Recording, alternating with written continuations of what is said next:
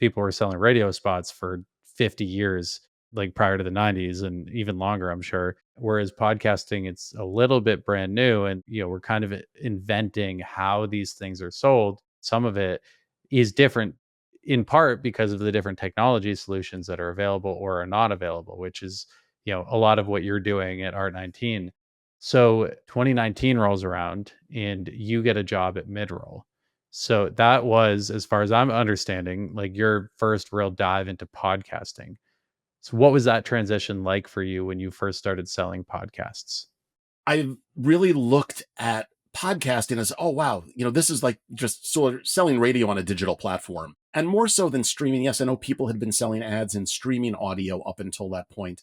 But what I thought was really unique about podcasting was you're selling personality driven content, which really is what I was doing when I worked in radio. Was I was selling personality driven audio content.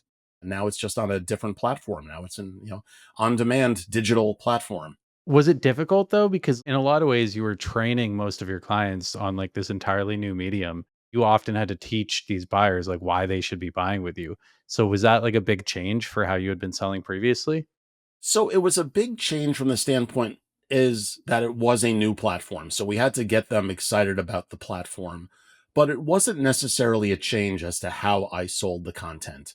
Because I'd say the big difference is in radio, you're selling rating points a lot of times. That's sort of the measurement, which really backs into a percentage of the population of that particular market you're selling in. But with podcasting, then it was just more, you're selling more of an impressions, and that made more sense, especially if you were talking to a digital buyer. I think that was the big challenge, actually, was figuring out who's the one that would actually have the ability to spend the money on podcasting. Did it come from a radio group, an audio group?